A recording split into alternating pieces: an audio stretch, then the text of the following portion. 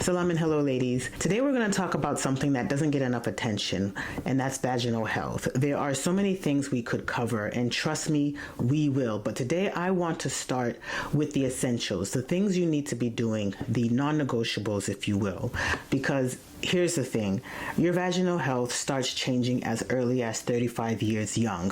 Hormonal shifts, are already happening whether you feel them or not, and if you're over the age of 40, these changes can start impacting your daily life. That's why routine care isn't optional, it's essential. Now, vaginal care is more than just hygiene. It's about proactive health care, and that starts with 3 key screenings according to the American College of Obstetricians and Gynecologists. So the first screening I want to talk about are pap smears, and this generally occurs every 3 to 5 years. A pap smear is your first line of defense against cervical cancer. It detects abnormal cervical cells before they turn into cancer. And whether or not, you need to get tested is partially dependent upon your age. So if you're between the ages of 21 to 29, pap tests usually happen every 3 years. Now, if you're between the ages of 30 and 65 like myself, you've got some options.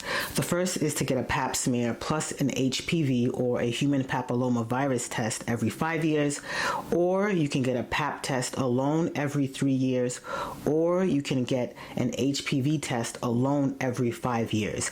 And if you are over the age of 65, you might be able to stop screenings altogether if you've had a history of normal results. Now, if you have HIV or a weakened immune system or a history of cervical cancer, or maybe you were exposed to DES or diethylstilbestrol before birth, you may need more frequent screenings. So talk to your doctor. DES is a synthetic estrogen given to pregnant women between 1940 and 1971 to prevent miscarriages and complications. Unfortunately, DES was later linked to health issues to those before birth. I'll also link a video in the description. It's a YouTube short by Dr. Simi, Adeyedeji. She's based in the UK, where she describes in short but succinct detail the process of a pap smear. I think it's a really good short for you to look at. Now, the second screening I want to talk about are pelvic exams, which are usually done annually or as needed per the ACOG.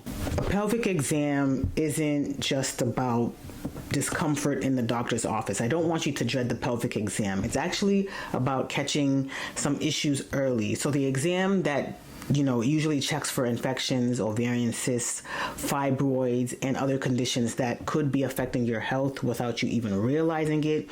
Annual exams are recommended, but depending on your history and symptoms, your doctor may adjust how often you need to have a pelvic exam done. And the third screening I want to talk about are STI screenings, or sexually transmitted infection screenings, and this is based on risk factors. So to be sincere, some STIs don't always have symptoms. You could have an infection and not know about it. That's why routine testing is important, especially if you are sexually active with a new partner or multiple partners, or you are with one partner who has multiple partners. Regular STI screenings help prevent complications that could affect your reproductive and overall health, and there is nothing to be embarrassed about. A lot of OBGYNs will stress this to you when you're coming in for your exams or when you're booking your exams. So please take these 3 screenings into consideration. Now, beyond screenings, what else should you be doing for your vaginal health and wellness? Now, there's a lot more to vaginal health than just doctor visits. A lot of it happens outside of the doctor visits.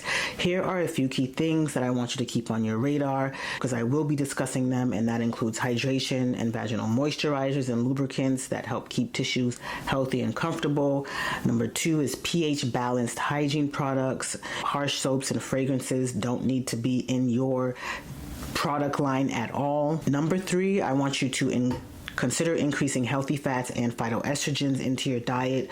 Your diet plays a direct role with your vaginal health. Another thing you need to do, number 4, is to strengthen your pelvic floor. Kegels are popular, and you hear the term thrown about, but honestly they're really essential, and they help prevent leaks and improve function. And this is going to be important for women who might be overweight, obese, or who have had multiple children or one child and have realized that their pelvic floor has weakened with carrying a heavy pregnancy or delivering vaginally. So these are things you want to keep into consideration with regards to your pelvic floor. 5th on the list include addressing odor and infection. So there are Things to consider including increasing your intake of probiotics or vaginal probiotics, also wearing breathable fabrics and avoiding unnecessary antibiotics if you can, and wearing cotton underwear, for example.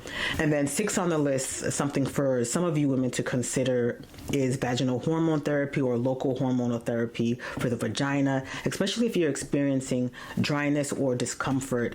And if it's severe, that's something you really want to consider if you haven't tried moisturizers or lubricants and you haven't found relief at this point. And here's the thing, for every issue that I just mentioned, there are prescription medications, over-the-counter medications or solutions, herbal remedies, as well as supplements that can help. And I'll be breaking down, each of these topics in future videos. But today I just wanted to start here to encourage you to book your screenings, know your options, and take control of your health and your vaginal health, because you should be making vaginal health a priority, not an afterthought.